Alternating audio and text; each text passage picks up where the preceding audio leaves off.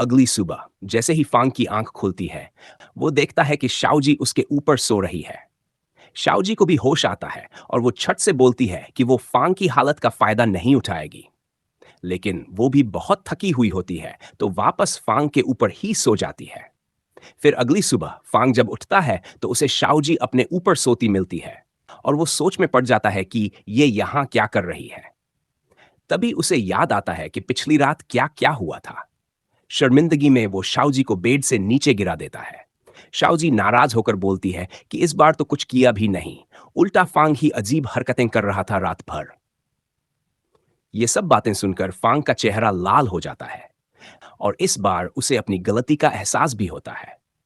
इसलिए वो शाओजी को डांटने के बजाय उसके लिए ब्रेकफास्ट बनाना शुरू कर देता है। शाओजी उसे देखकर काफी खुश होती है।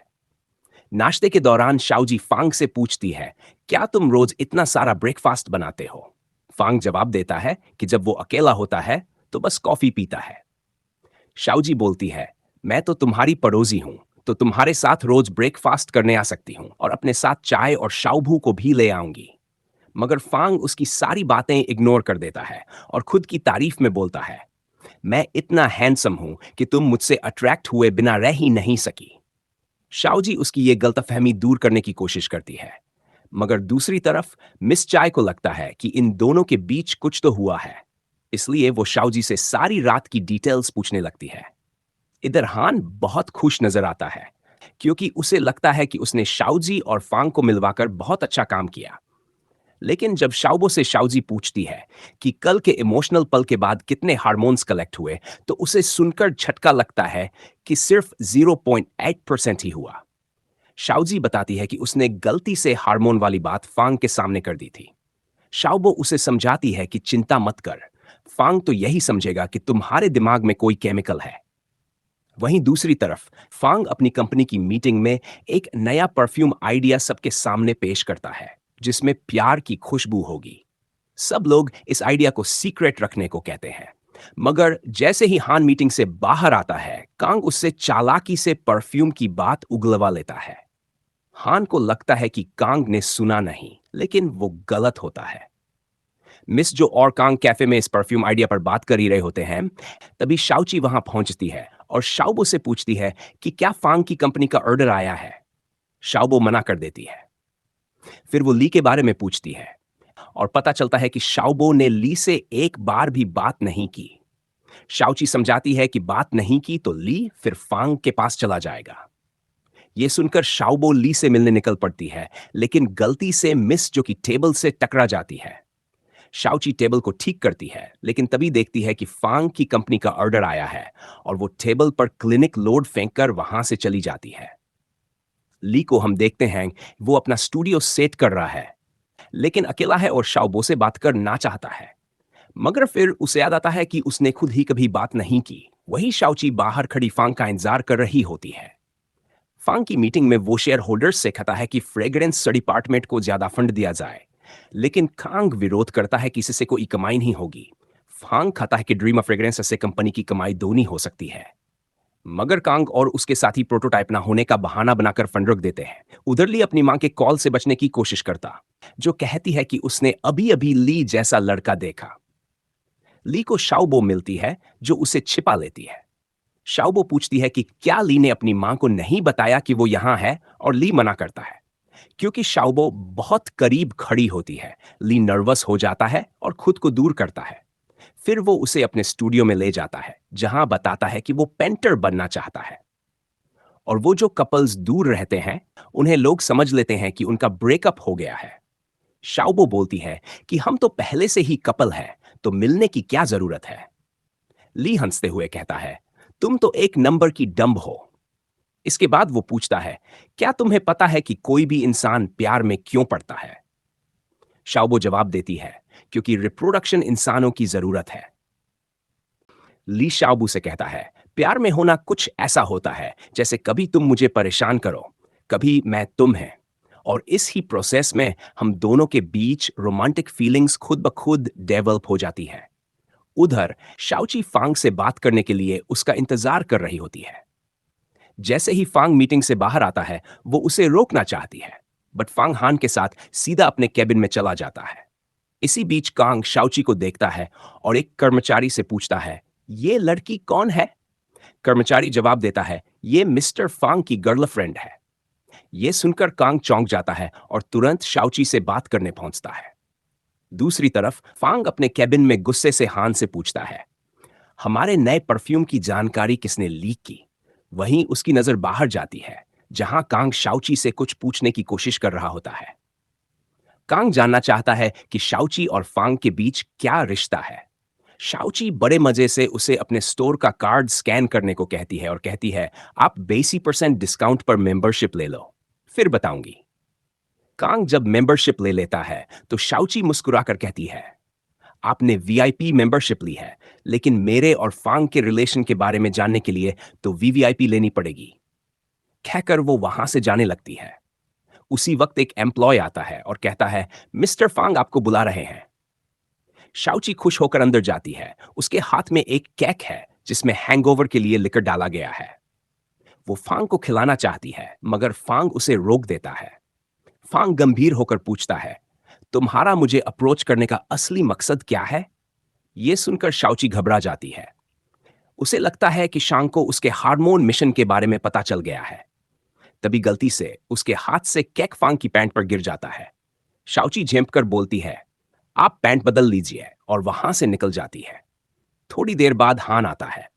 फांग उसे गुस्से में बताता है कि शाओची ही वो लड़की है जिसने हमारी जानकारी लीक की है। हान चौंक जाता है और कहता है, पर मैंने तो सब अनजाने में कहा था। शाओची का इससे कोई लेना देना नहीं है। लेकिन फांग कहता है, उसने खुद मेरे सामने सब कबूल किया है। हान ये सब सुनकर हैरान रह जाता है। उसके मन में आता है कि शायद शाओची ने फांग के डांटने की वजह से ही सब कबूल कर लिया होगा। लेकिन फांग के गुस्से के आगे वो सच बोलने की हिम्मत नहीं कर पाता। उधर शाओची अपने घर पर फांग से खासी नाराज दिखती है। तभी वहां शाओबू आती है और बताती है कि फांग ने उसे भी कैसे डांट लगाई, और अब उसे यह भी पता चल गया है कि वो उसका हार्मोन कलेक्ट कर रही है। शाओबू अंदेशा जताती है, कहीं ऐसा तो नहीं कि फांग तुम्हारे साथ सिर्फ इसलिए नजदीकियां बना रहा है ताकि उसे पता चल सके कि तुम एलियन हो? वो कहती है, हमारे प्लेनेट के रूल्स के हिसाब से हमें अपनी आइडेंटिटी प्रोटेक्ट करने के लिए कुछ भी करना होता है, यहां तक कि किसी का मर्डर भी। लेकिन फिर हंसते हुए कहती है, पर अगर हमने फांग को मार ही दिया तो अपना मिशन पूरा कैसे करेंगे? दूसरी तरफ फांग जब घर आता है तो डोरबेल बजती है। वो दरवाजे के पीछे से ही बोलने लगता है, मुझे तुम्हारी हरकतें बिल्कुल भी पसंद नहीं आई। मैंने सोचा था कि तुम एक अच्छी इंसान हो, पर अब मैं तुमसे बहुत डिसअपॉइंटेड हूं। लेकिन सामने से आवाज आती है, भाई मैंने किया क्या है? असल में फांग को लगा कि दरवाजे पर शाओची है, लेकिन वो तो बस एक डिलीवरी बॉय था जो गलती से शाओची का पार्सल लेकर फांग के घर आ गया था। उधर शाओबू शाओची से कहती है, इसका मतलब है कि तुम धीरे धीरे सक्सेस की ओर बढ़ रही हो, लेकिन कल तुम्हें देखना होगा कि फांग तुमसे कितना नाराज है। अगले दिन हान फांग को समझाने की कोशिश करता है। वो कहता है, शाओची वो पर्सन हो ही नहीं सकती जिसने इंफो लीक की है। उसे तो प्रपोजल की जानकारी तक नहीं थी। वो सच में अच्छी इंसान है। लेकिन फांग कहता है, मैं कभी ऐसे इंसान को दूसरा मौका नहीं देता जो मेरी कंपनी को नुकसान पहुंचाए, चाहे वो कोई भी हो। हान पूछता है, अगर ये गलती अनजाने में हुई हो तो? फांग दोहराता है, तब भी नहीं। फांग के इस सख्त जवाब से हान फिर भी सच नहीं कह पाता और चुपचाप वहां से चला जाता है। इसके बाद हम शाओची को देखते हैं, जो फांग की कंपनी में ऑर्डर डिलीवर करने आती है। लेकिन गार्ड उसे अंदर नहीं जाने देते क्योंकि अब उसे कंपनी से ब्लैकलिस्ट किया जा चुका था। ये सब देखकर हान को बहुत बुरा लगता है क्योंकि असल गलती तो उसी की थी। लेकिन सजा शाओची को मिल रही थी। बाद में शाओची मिस्टर चाय के रेस्टोरेंट में बैठी होती है और इंटरनेट पर गर्लफ्रेंड को कैसे मनाए जैसे तरीके ढूंढ रही होती है। तभी मिस्टर चाय अपनी एक नोटबुक उसे देता है और कहता है, मैंने बहुत रिसर्च की है। अगर तुम उसके दिल तक पहुंचना चाहती हो तो पहले उसके पेट तक पहुंचो, उसे अच्छा खाना बनाओ। अब शाओची घर जाकर रेसिपी के मुताबिक खाना बनाना शुरू करती है, लेकिन तभी स्टोव पर आग लग जाती है। फांग, जो शायद वहां आता है, दरवाजा खोलता है और आग को किसी तरह बुझा देता है। वो घबराकर पूछता है, तुम ये सब कर क्या रही थी? शाओची जवाब देती है, मैं तुम्हारे लिए खाना बना रही थी, लेकिन सब कुछ बिगड़ गया। इसी दौरान फायर स्प्रिंकलर चालू हो जाता है और घर में पानी फैल जाता है। फांग उसे अपने घर ले आता है और टॉवल देता है।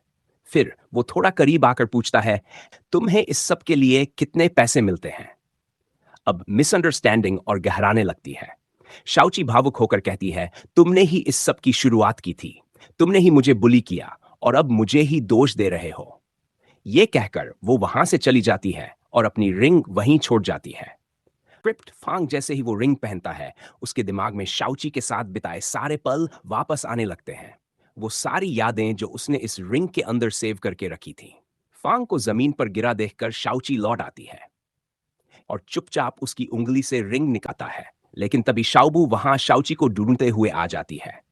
फांग और शाओची को साथ देखकर वो वहां से चुपचाप चली जाती है और शाओची भी गलतफहमी में वहां से चली जाती है। फांग अकेला रह जाता है, सोच में डूबा कि अभी अभी हुआ क्या था। इसके बाद हम हान को उसके घर में देखते हैं, जहां उसे न्यूज से पता चलता है कि टाइफून आने वाला है और बहुत तेज बारिश होगी। क्योंकि फांग तेज बारिश में अपनी याददाश्त खोने लगता है, हान उसे कार में बैठाकर दूसरे शहर ले जाने की कोशिश करता है। लेकिन रास्ते में ही बारिश शुरू हो जाती है और फांग धीरे धीरे अपनी पुरानी मेमोरीज भूलने लगता है। इसी बीच उसे एक खास पल याद आता है, जब उसने शाओची से कहा था, क्या तुम मेरी गर्लफ्रेंड बनोगी? ये सोचकर अब उसे लगने लगता है कि शायद शाओची ही उसकी एक्स गर्लफ्रेंड थी। इसके बाद हम फांग को अपनी कंपनी में देखते हैं, जहां वो हान के साथ मेमोरी बैंक में बैठकर सभी लड़कियों के डेटा चेक कर रहा होता है। लेकिन कहीं भी शाओची की कोई जानकारी नहीं मिलती। अब उसे शक होने लगता है और वो हान से पूछता है, तुम मुझसे शाओची के बारे में क्या छुपा रहे हो? हान को लगता है कि शायद फांग को सब कुछ पता चल गया कि परफ्यूम वाली इंफॉर्मेशन असल में शाओची ने नहीं, उसने खुद लीक की थी। हान डरते हुए बोलता है, मैंने ये सब अनजाने में किया था और तुम्हें बताने की हिम्मत नहीं जुटा पाया। फांग चौंकता है, तो वो तुम थे जिसने सब लीक किया? अच्छा, अब तुम्हारा 3 साल का बोनस कट करूंगा। लेकिन मुझे ये बताओ, शाओची का डेटा मेमोरी बैंक में क्यों नहीं है? हान जवाब देता है, मुझे भी नहीं पता, ये सारा डेटा तो डॉक्टर झांग ने दिया था। और एक बात, आज बारिश हुई थी, फिर भी आपको शाओची की याद कैसे आ गई? लेकिन फांग इस सवाल का कोई जवाब नहीं देता। इसके बाद हान और फांग डॉक्टर झांग से मिलने जाते हैं। झांग बताता है, जब तुम लॉस एंजेलिस से लौटे थे, तब भी बारिश हो रही थी और उस समय भी तुमने शाओची को याद किया था। शायद बारिश तुम्हारे अंदर कुछ ट्रिगर करती है, जिससे तुम्हारी असली यादें वापस आने लगती हैं। फांग गुस्से में कहता है, वैसी लड़की मेरी गर्लफ्रेंड कैसे हो सकती है? झांग मुस्कुराता है, तो ये बात मुझसे क्यों पूछ रहे हो? खुद से पूछो। उधर हम शाओची और शाओबू को देखते हैं, जो मिस्टर चाय की सलाह मानकर फिर से एक किताब पढ़ रही होती हैं। फांग को कैसे पटाएं? तभी शाओची के फोन पर फांग का मैसेज आता है, मुझे अपने पास्ट के बारे में सब कुछ याद आ गया है, मुझे आज दोपहर तुमसे मिलना है। शाओची घबराकर शाओबू को मैसेज दिखाती है और कहती है, कहीं फांग को याद तो नहीं आ गया कि उसने मुझसे जबरदस्ती शादी की थी? शाओबू उसे समझाती है, अरे वो तो कुछ साल बाद होने वाला है, उसे अभी कैसे याद आ सकता है? फिर कहती है, और अगर उसे सब कुछ याद आ भी गया तो क्या हुआ? शायद वो अब हमारी मदद करे हार्मोन एलिमेंट कलेक्ट करने में। शाओबू की कल्पना में फांग एक नायक बनकर एलियन मिशन में उनकी मदद करता है। लेकिन फिर वो सोचती है, अगर उसने मना कर दिया तो मैं उसे अपनी इलेक्ट्रिक पावर से झटका दे दूंगी। शाओची शांत होकर बोलती है, नहीं, ये सब मैं खुद ही हैंडल करूंगी, और अगर मैं वापस नहीं आई तो तुम अपना सिस्टम ठीक करके अपने प्लेनेट वापस लौट जाना। यह सुनकर शाओबू उसे गले लगाकर रोने लगती है। उधर कैफे में फांग इंतजार कर रहा होता है। उसने हान से कहा होता है कि सारी चीजें रेडी रखो, पहले कार ऑफर करना, फिर क्रेडिट कार्ड, और अगर तब भी शाओची मानी नहीं तो चेक बुक। उसे लगता है कि यह सब दिखाकर वो शाओची को खरीद सकता है, ताकि वो उसके पीछे पड़ना बंद कर दे। लेकिन हान उसे समझाता है, शाओची ऐसी लड़की नहीं है। और तभी शाओची आ जाती है। फांग उसे देखकर कहता है, मुझे सब याद आ गया है, तुम मुझे वापस पाना चाहती हो और तुम मेरी एक्स गर्लफ्रेंड हो। शाओची सीधा जवाब देती है, एक्स गर्लफ्रेंड नहीं, मैं तो तुम्हारी बीवी हूं। तुमने मुझसे जबरदस्ती शादी की थी। और फिर दोनों में जबरदस्त बहस शुरू हो जाती है। तभी भान आता है और दोनों को शांत करता है। सबसे पहले वो शाओची से माफी मांगता है क्योंकि उसी की वजह से फांग ने उसे डांटा था। असल में भान ही वो इंसान था जिसने न्यू परफ्यूम की डिटेल्स लीक की थी। ये सब सुनकर शाओची को समझ आता है कि फांग नाराज क्यों था और वो रिलैक्स हो जाती है। लेकिन फांग कहता है, चाहे तुम कितनी भी कोशिश कर लो, अब तुम मेरी गर्लफ्रेंड नहीं बन सकती। फिर वो शाओची को सोचने का टाइम देता है और वहां से चला जाता है। अगले दिन शाओची फांग को मैसेज करके बताती है कि उसने डिसाइड कर लिया है। वो खुद ही अपने किचन का पाइप तोड़ देती है ताकि फांग घर आए। फांग आता तो है लेकिन साथ में हान को भी लाता है जो पाइप ठीक करने लगता है। शाओची चिढ़ जाती है और बोलती है, हर चीज के लिए तुम हान को क्यों भेजते हो?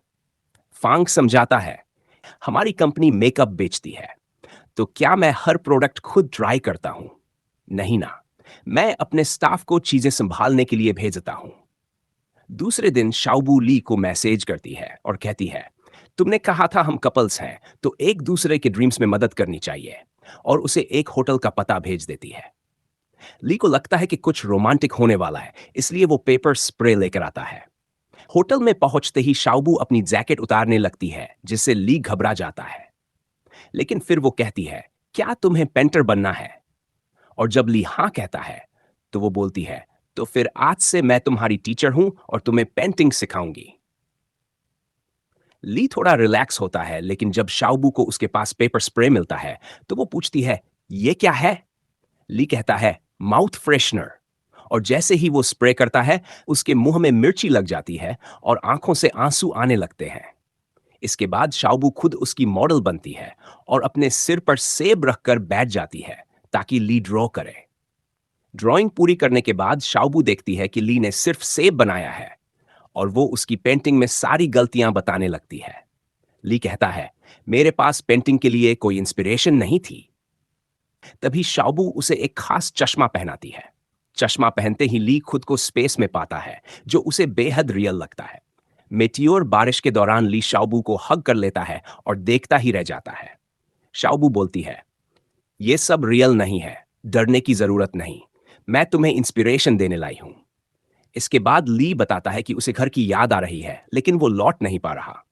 शाओबू कहती है, तुम्हें बस थोड़ी हिम्मत चाहिए, और बताती है कि वो खुद तभी घर जा पाएगी जब उसका कंप्यूटर ठीक होगा। ली कहता है, मुझे एक जगह पता है जो शायद मदद कर सके। दूसरी तरफ शाओची सोच रही होती है कि फांग की कंपनी से कोई ऑर्डर क्यों नहीं आ रहा। तभी हान बहुत सारे गिफ्ट्स लेकर आता है और कहता है, अगर तुम फांग को छोड़ दोगी तो सब कुछ नॉर्मल हो जाएगा। ये कहकर वो चला जाता है। फिर हान फांग से कहता है, आप अमनेशिया के कारण किसी को डेट नहीं कर रहे, लेकिन अब आपको कोई ऐसा मिला है जो बारिश में भी आपका साथ नहीं छोड़ता। शाओची बहुत ही काइंड है, आपको उसे एक मौका देना चाहिए। शाओची को एक अनजान मैसेज आता है जिसमें लिखा है, जो लोग बाहर से रुखे लगते हैं वो अंदर से सौम्य होते हैं। अगर आप उनके पास नहीं जा सकते तो रास्ता ढूंढिए। रात को शाओची बिल्डिंग के नीचे फांग का इंतजार करती है। जैसे ही फांग आता है शाओची उससे टकरा जाती है और बीमार होने का बहाना करती है।